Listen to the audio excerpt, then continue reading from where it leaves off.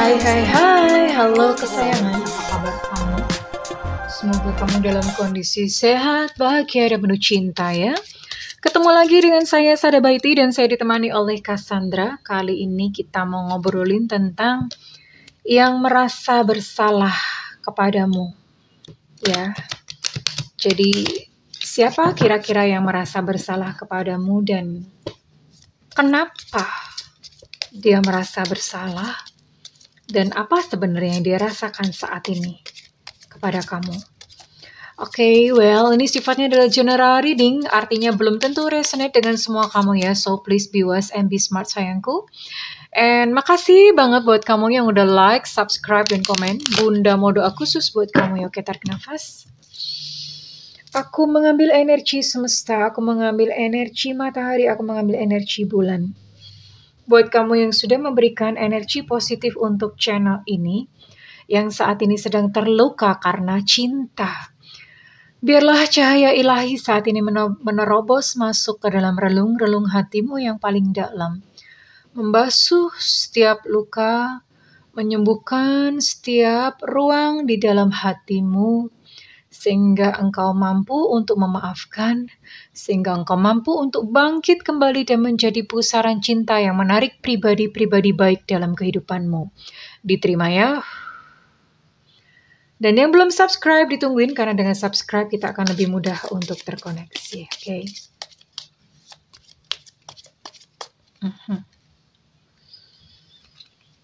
Apa saat ini sih, apa yang sedang terjadi dan kira-kira apa yang dirasakannya?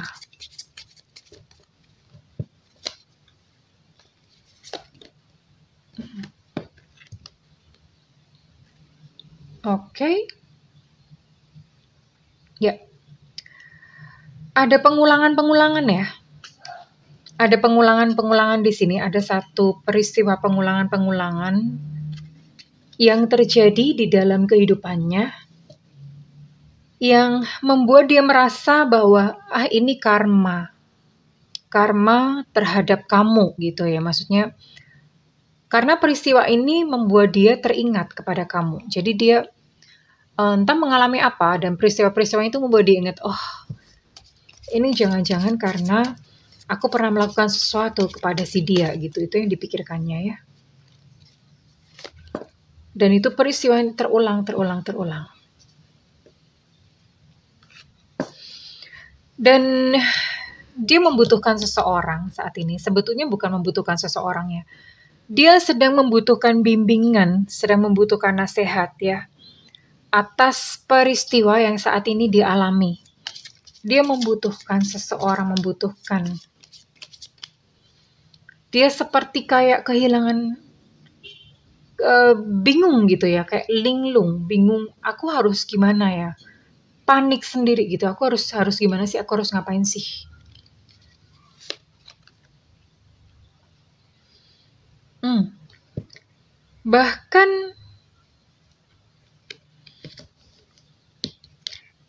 Bahkan saat ini dia dibayang-bayangi dengan ketakutan-ketakutan dan kegagalan-kegagalan. Ya, ketakutan-ketakutan dan kegagalan yang ketakutan-ketakutan merasa kayak, aduh jangan-jangan nanti aku gagal. Yang bahkan dia tuh lupa bahwa dalam hari-harinya dia pun kan pernah gitu mengalami yang namanya peristiwa-peristiwa yang baik, peristiwa-peristiwa yang mungkin sukses, peristiwa-peristiwa yang menyenangkan, itu semuanya itu ketutup gitu loh. Ketutup karena dia lebih ingat atau memorinya itu lebih kuat kepada peristiwa-peristiwa kegagalan ya. Jadi dia kayak seolah-olah lupa pada jati dirinya gitu. Dia mendefinisikan dirinya sendiri sebagai seseorang yang penuh gitu dengan kegagalan. Ya, ini yang terjadi saat ini. Oke. Sebenarnya kenapa sih? Saya mau lihat ya. Sebenarnya kenapa sih kok dia merasa bersalah kepada kamu? Apa sih memang yang dilakukannya? Di dalam semesta ini ya sayang. Makanya bunda tuh sering ngomong kalau misalnya kayak ada klien yang curhat, disakitin, apa segala macam. Serahkan kepada semesta. Percayalah bahwa semesta itu adil, seadil-adilnya. Tidak pernah ada satu peristiwa sedikit atau sekecil apapun yang luput dari yang namanya hukum sebab akibat ya. Mungkin kalau buat kamu rasanya, tapi kok dia happy-happy aja Bunda, itu bungkus. Ya, percayalah bahwa semesta itu benar-benar memperhitungkan sekecil-kecilnya. Tidak ada yang pernah luput. Oke. Semesta ini punya sistem yang sangat-sangat sempurna.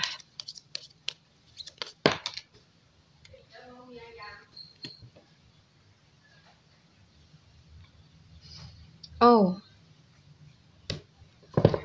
ada yang mengontrol di sini.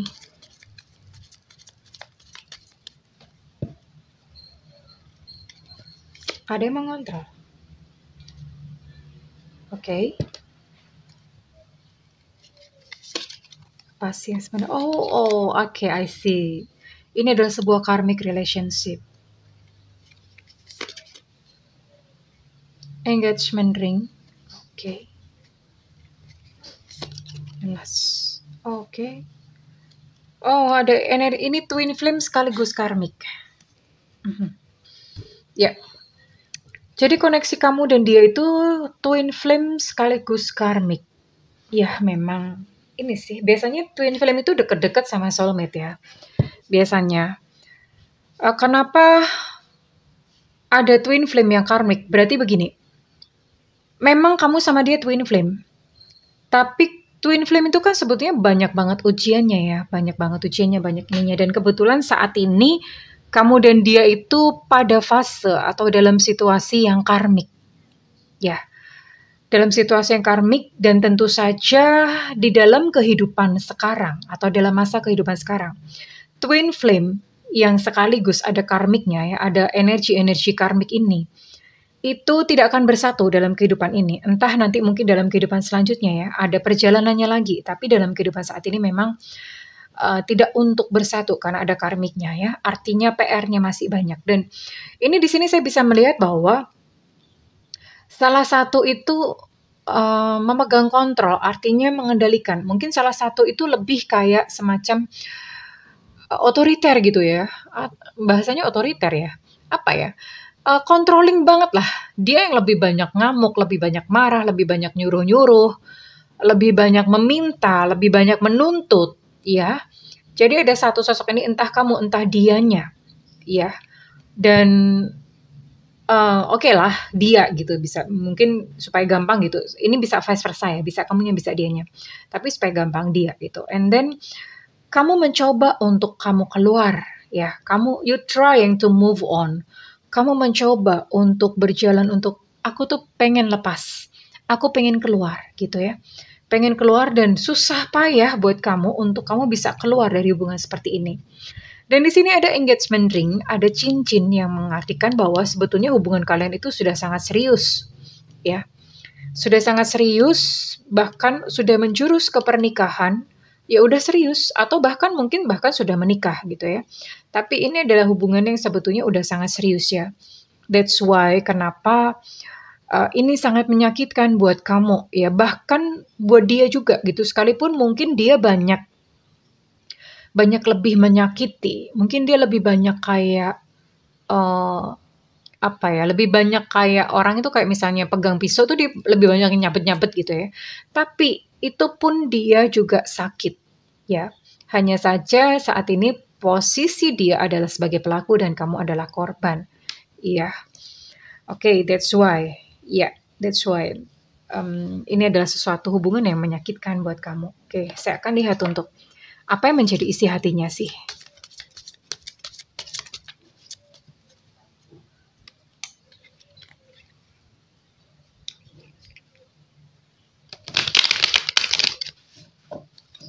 Oh,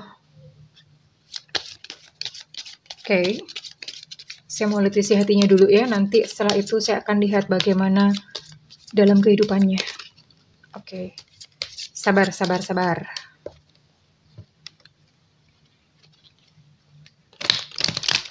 Ini kartu bikinan Bunda sendiri ya. Didedikasikan untuk kalian. Sayang-sayangku.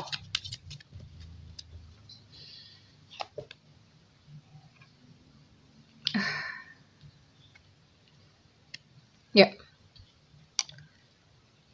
Jadi biasanya gimana ya? Orang itu selalu mengukur orang lain sesuai dengan dirinya sendiri. Nah, ini dalam hal ini dia sudah menggandeng orang lain, tapi dia yang blingsatan membayangkan kamu dengan orang lain.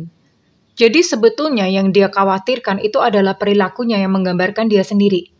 Gitu loh. Biasanya memang orang seperti itu. Karena dia mengukur orang lain tuh berdasarkan perilaku dia sendiri. Dia kayak semacam-macam, kayak seolah-olah bercermin. Padahal belum tentu saat ini kamu udah punya yang lain. Tapi pikiran dia tuh udah kemana-mana, udah ngelantur. Udah curiga aja, udah bayangannya udah, jangan-jangan kamu sama orang lain gitu ya. Oke. Ya. Dia juga merasakan pedih kok ya. Dia merasakan pedih. Dia merasa pedih tapi mencoba untuk menguatkan diri.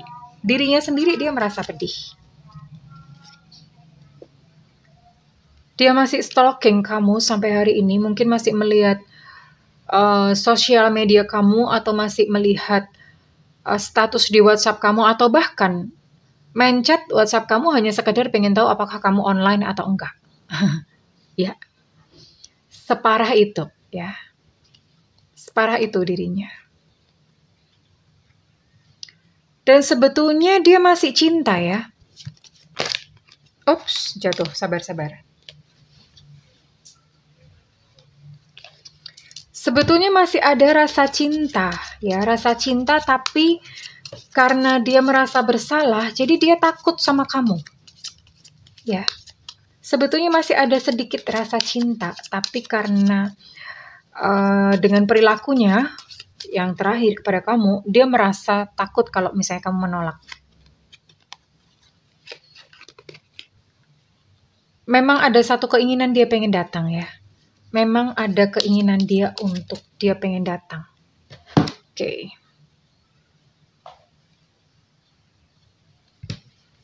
Apalagi? Oke, bentar ya. Ini kartunya segede gaban. Ya. Dia pengen suatu saat kelak, bukan dalam waktu dekat. Suatu saat kelak, dia pengen bertemu dengan kamu lagi.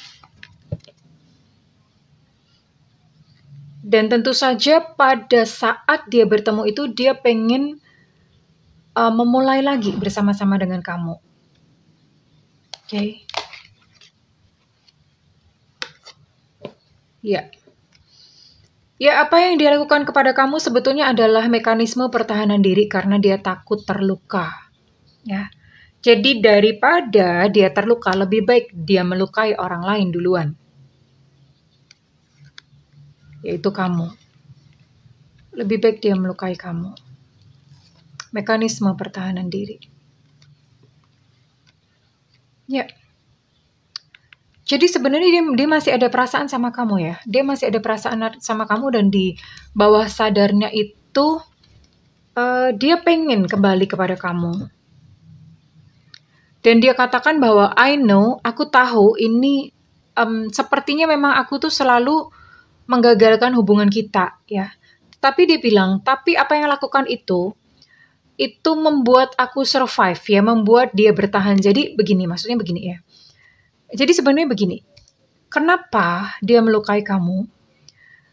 Dia punya memori-memori, punya trauma-trauma sendiri ya. Everybody, semua orang punya trauma pasti. Dan dia punya memori-memori yang begitu berat, begitu menyakitkan. Ya di masa yang lalu, entah mungkin masa dia kecil atau dia punya pengalaman-pengalaman apa. Dan itu sangat menyakitkan dia. Oke? Dan karena sangat menyakitkan dia, akhirnya dia tumbuh dewasa menjadi seseorang yang seperti saat ini, ya, yang melukai kamu. Jadi orang yang terluka itu akan melukai orang lain. Itulah yang sebenarnya terjadi. Dan kenapa dia melukai kamu? Itu karena ada semacam kayak self-protect atau upaya untuk melindungi diri sendiri ya, kayak survival gitu ya. Seperti yang tadi Bunda katakan bahwa sebelum aku disakiti, aku akan menyakiti duluan. Ya. Jadi dengan tantrum-tantrumnya dia, dengan egonya dia yang menyakiti orang lain, dia even tidak peduli karena yang penting adalah dia tidak sakit itu. Ya. Okay, now I'm gonna see. Sebenarnya ya, kemana rasa bersalahnya itu membawa dia.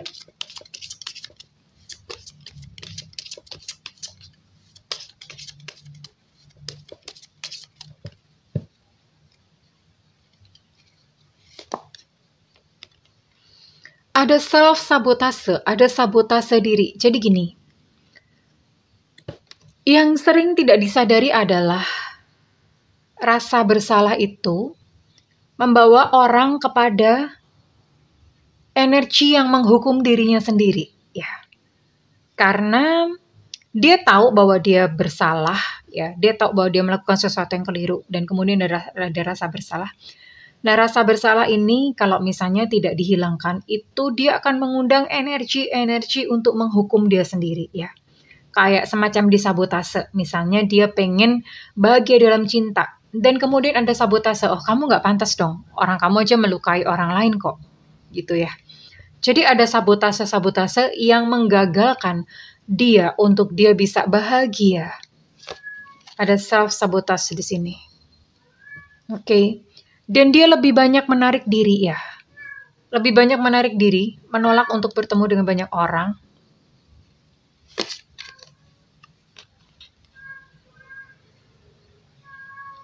Dia tidak bebas untuk berkreasi.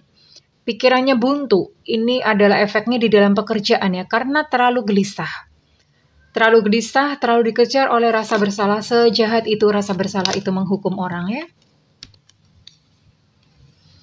Yes, definitely dia membutuhkan penyembuhan. Dia butuh untuk healing ya. Dia butuh untuk healing sayang. Ya, dia butuh healing, dan langkah pertama sebetulnya yang perlu dia lakukan adalah datang kepada kamu dan meminta maaf. Sebenarnya itu yang perlu dia lakukan, datang kepada kamu dan meminta maaf. Mengakui bahwa dia salah. Ya, ketika datang kepada kamu dengan meminta maaf, dan itu berarti dia kayak seolah-olah memutus karma. Aku udah menyelesaikan tugas dan tanggung jawabku. Ya, jadi dia kayak memutus karma. Oke. Kita akan lihat ini kamu yang dealing dengan siapa. Oh ya, ke depan ya. Saya mulai dulu, kalian ke depan. Bagaimana kamu dan dia ke depannya?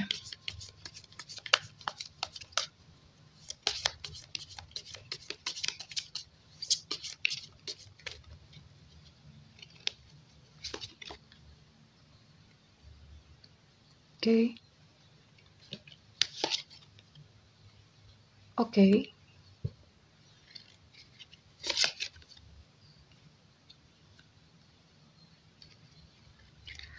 Bagaimana hubungan kalian ini akan berakhir? How this relationship going? Bagaimana hubungan ini berjalan dan berakhir? Oke. Perlu center ya, soalnya ini gelap. Perlu center. Oke. Ten of Cups. Two of Swords. Lalu kemudian ada Page of Wands. Oh, Page of Cups ya, oke. Ini Page of Cups. Ada Page of Cups, ada Knight of Wands, dan ada Temperance. Oke.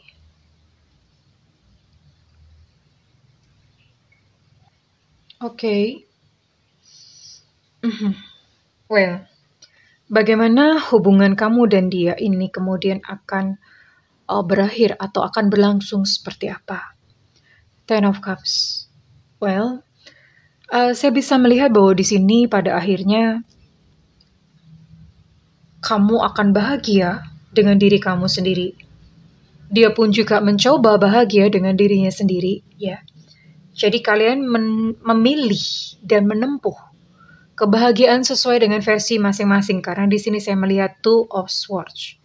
Sekalipun dia pengen datang dan kembali kepada kamu, dia pengen suatu saat untuk bertemu kepada kamu, namun di depan entah gimana somehow kalian tetap tidak akan bertemu ya. Tidak akan, maksudnya bukan tidak akan bertemu gimana, tidak akan terjalin lagi hubungan yang seperti dulu ya.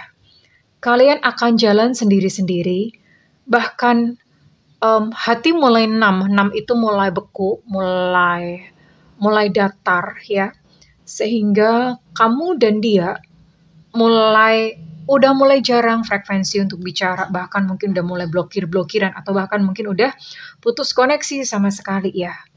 Dan memang masih ada luka ya, Page of Cups, masih ada luka di dalam hati kamu dan masih ada luka di dalam hatinya dia, but ya itulah kehidupan ya. Namanya orang pernah jatuh, ada scar itu bekas luka, ada baretan-baretan, kemudian baretannya itu membekas. Yaitu menandakan bahwa kamu pernah mengalami itu dan this is life. Inilah kehidupan dengan segala peristiwa dan rupa-rupanya ya. Dan itu menjadi penanda. Memang mungkin bagi kamu atau bagi dia, kalian mesti berkutat gitu untuk menyembuhkan trauma-trauma, menyembuhkan sakit hati, ya it's okay, nggak apa-apa, sambil semua proses dinikmatin ya. Dan dengan susah payah kamu akan berusaha untuk melanjutkan perjalanan di depan. I'm trying to move on. Ya, dengan susah payah, dengan segala kekuatan yang tersisa. Seperti seorang pejuang yang baru pulang dari perang, and then dengan sisa-sisa tenaga kamu mencoba untuk pulang ke diri kamu sendiri ya. And then masing-masing mencoba hidup di dalam kerukunan ya. Dan saya lihat pada ujungnya kamu mampu untuk memaafkan dia. Kamu mampu untuk mengampuni dia. Begitupun dia ya. Dia lebih kepada untuk mampu mengampuni dirinya sendiri ya. Lebih bisa mampu kepada memaafkan diri sendiri. Dan ketika itu terjadi, itu rasanya so peaceful, relax, dan merasa begitu damai. Ya, sorry, kesenggol. Merasa begitu damai, merasa ya so peaceful gitulah. Karena apa? Karena beban yang berat ya. Membawa kebencian, membawa kemarahan itu bebannya tuh berat banget loh itu ya. Emosi itu berat banget. Dan ketika kamu bisa untuk melepaskan semuanya itu, dan itu rasanya kayak kamu udah lega. Begitu pula dia ya, ketika dia bisa memaafkan dirinya sendiri, dia merasa lega. Ya. So, ini adalah ending hubungan kalian berdua dan kita akan lihat ini kamu dealing dengan siapa.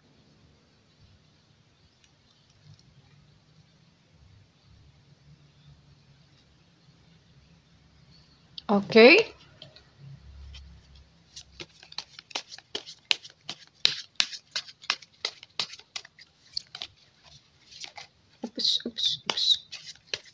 It's emosi banget sih Bunda ngocoknya.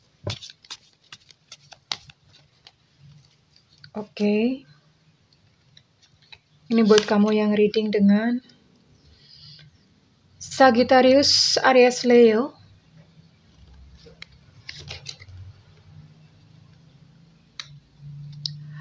Lalu ada Taurus, Virgo, Capricorn.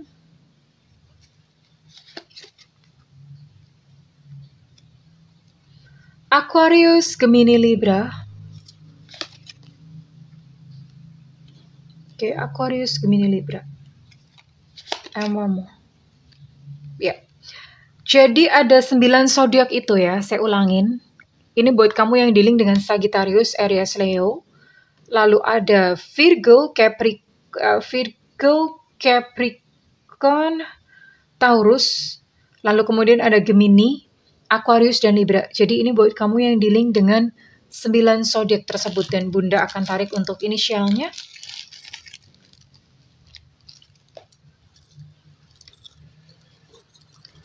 Dibantu ya, prok jadi apa? Dibantu ya, prok jadi apa? Dibantu ya, prok jadi apa? Dibantu ya, prok jadi apa? Dibantu, prok jadi apa? Oke. Di sini ada Evanta, ada susu, ada tetanus, lalu ada negro, ada ultra, ada Eko, masuk Pak Eko, ada hotel, ada alpha, ini jarang keluar ya. Ada P Papa, ada Lu Cinta Luna, ada K Kilo, ada Z Zulu, dan ada X.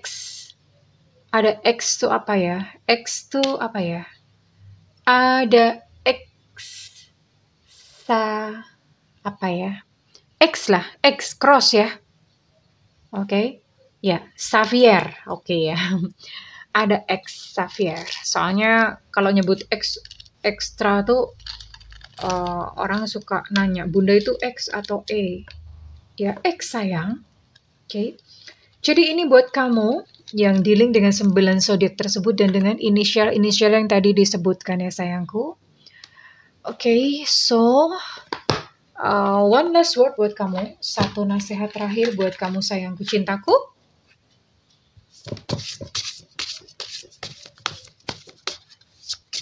Ini sama-sama ya, sama aja. Kartunya juga segede mendoan Purwokerto.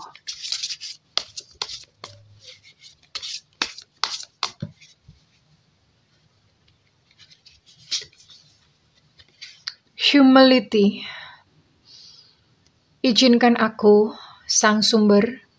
Izinkan aku ya Tuhan, izinkan aku doh Gusti, untuk selalu menerima bimbingan-Mu.